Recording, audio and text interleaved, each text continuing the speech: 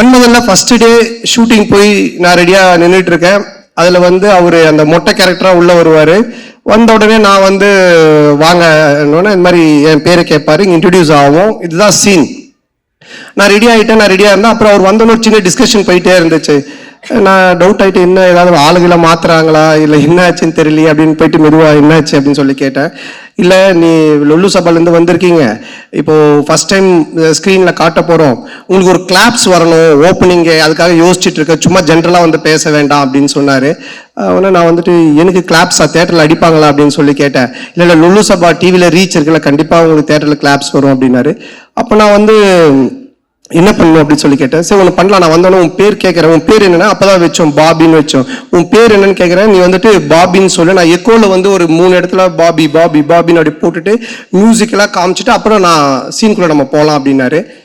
நல்லா இருந்துச்சு. அவருக்கு என்னன்னா என்னை காட்டும் போதே ஒரு கிளாப்ஸோட காட்டணும் அப்படின்றதுக்காக சொன்னார். அப்போ நான் சொன்னேன், இல்லை இப்படி ஒன்று பண்ணலாமா, என்ன நீங்கள் கேளுங்க, நான் வந்து 3 தடவை நானே பாபி பாபி பாபின்னு சொல்கிறேன், அதுக்கப்புறம் நீங்கள் அந்த டைலாக் சொல்லுங்கள், அப்படி பண்ணலாம் அப்படின்னா. ஒன்று அவரும் சிரிச்சிட்டு சரி நல்லா தான் இருக்குது, ஆனால் பில்டப்பாக இருக்காது, ஆனால் நல்லா தான் இருக்குது அப்படின்னாரு. நல்லா தான் இருக்கும் அப்படின்னு சொல்லிட்டு அப்போ தான் அந்த ஃபஸ்ட்டு டைலாக்கு அவர் வந்து என்கிட்ட கேட்பார், உன் பேர் என்னன்னுவார். நான் ஒன்று பாபி பாபி பாபின்னுவேன். ஒன்று அவர் பாபி பாபி பாபின்னுவார். டேய் ஒரு பாபி தான்டா என் பேர் அப்படின்னு சொல்லுவேன். அதுக்கப்புறமா பில்டப்புக்காக 3 தடவை சொன்னோம் அப்படின்னு. ஸோ இப்படி தான் என்னோட ஃபஸ்ட்டு சீன் அவரோட ஆரம்பிச்சது.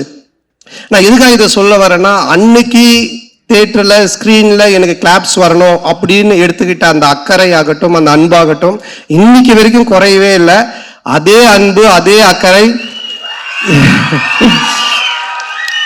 இப்போ பண்ற STR 49லையுமே என்கிட்ட என்ன சொன்னார்னா, டைரக்டரை கூப்பிட்டு சாண்டாக்கு என்ன வேணும், சாண்டா எப்படி நம்ம நல்லா யூஸ் பண்ண முடியும், சாண்டாக்கு என்ன பண்ண முடியும், அதை முதல்ல யோசிங்க அப்படின்னு தான் சொன்னார். அன்னைக்கு கூட வீட்டில் போய் மொட்டை மாடியில் பார்த்து ஒரு 3 hours டிஸ்கஷன் பண்ணும்போது என்னை பற்றி மட்டுமே தான் பேசிகிட்டு இருக்காரு.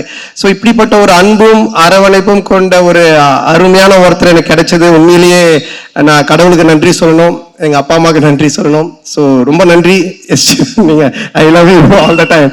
அதனால் எனி டைம் எப்பவுமே அவருக்கு பின்னாடி அவர் கூட நான் கண்டிப்பா நிற்பேன். அது எதுவா இருந்தாலும் என்னவா இருந்தாலும் அது நிச்சயமா இந்த வருஷம் STR 49 நீங்க பாப்பீங்க. ஸோ சொல்லி ஆரியா முறைக்கிறான், ஏண்டா நாங்க கஷ்டப்பட்டு செலவு பண்ணி சத்யம் தியேட்டரை புக் பண்ணா நீங்க 2 பேரும் பேசிட்டு இருப்பீங்களா அப்படின்ட்டு.